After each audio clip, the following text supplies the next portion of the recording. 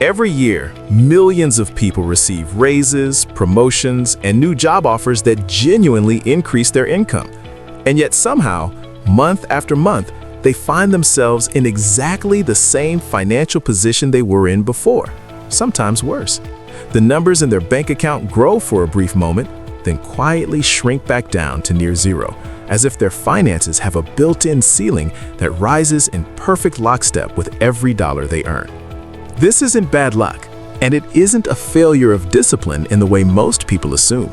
It is a deeply structured psychological and systemic pattern that economists call lifestyle inflation, and understanding its mechanics is one of the most important things any person can do for their long-term financial health. Lifestyle inflation at its core is the automatic and often unconscious tendency to expand your spending whenever your income increases.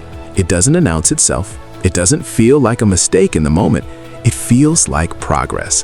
A better apartment after a promotion feels like a reward you've earned. A newer car after a salary increase feels like a logical upgrade. A nicer restaurant, a longer vacation, a faster laptop.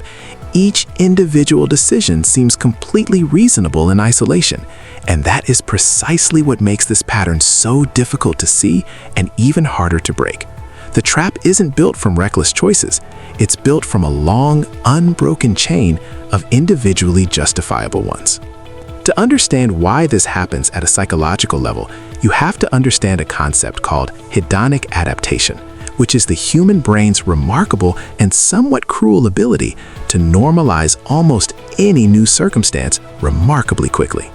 Research in behavioral economics has shown consistently that the emotional boost from a raise, a new purchase, or an upgraded lifestyle tends to fade within weeks to months, returning a person's baseline sense of satisfaction to roughly where it was before. This means the upgraded apartment stops feeling special, the new car becomes ordinary, the restaurant that once felt like a treat becomes the new default.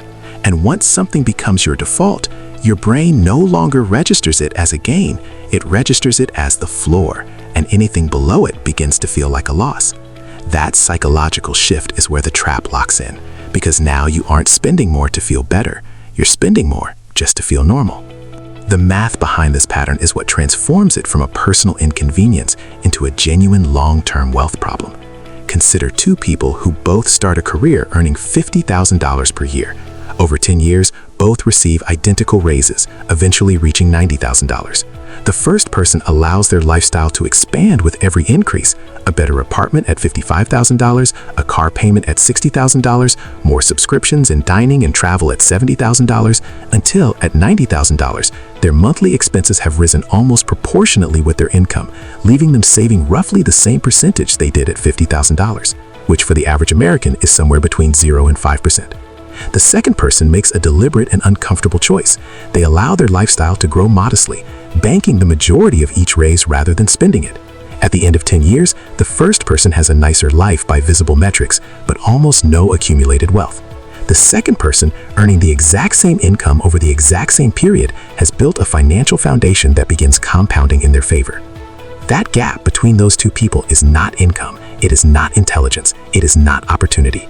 It is the single variable of whether they understood and consciously resisted the lifestyle inflation trap before it became invisible to them.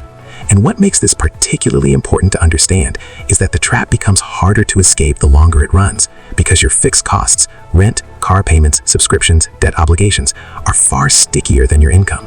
Income can rise quickly, but expenses, once locked in through leases and loans and social commitments, are slow and painful to reduce. This asymmetry is what gives lifestyle inflation its real power over long-term financial outcomes. There is also a powerful social dimension to this pattern that doesn't get discussed enough. Human beings are deeply wired for social comparison, and financial behavior is no exception. When your income rises and you move into a new professional or social environment, the reference points around you shift simultaneously. Your colleagues at the new salary level drive certain cars, live in certain neighborhoods, take certain vacations, and wear certain things. And the social pressure to match that visible standard is not imaginary. It is a real psychological force that operates mostly below conscious awareness. Researchers studying relative income and spending behavior have found repeatedly that people's consumption patterns are far more influenced by what those around them spend than by what they themselves earn in absolute terms. This means a raise which moves you into a higher earning peer group can actually increase financial pressure rather than relieve it, because your social spending baseline shifts upward along with your income. The systemic side of this trap is equally worth examining. The entire consumer economy is architecturally designed to absorb income increases before they can become savings. Marketing, credit availability, subscription models, and the constant introduction of upgraded product tiers ensure that every new dollar of income has a pre-built destination waiting for it. When your salary goes up, your credit limit often follows. When your credit limit rises, the friction on larger purchases drops. When larger purchases become frictionless, they stop feeling like decisions and start feeling like defaults. This is not accidental. The financial architecture of modern consumer life is optimized to capture income at every threshold, and understanding that architecture is the first step to operating outside of it intentionally. Breaking the lifestyle inflation trap requires something that feels counterintuitive in a culture that equates spending with success.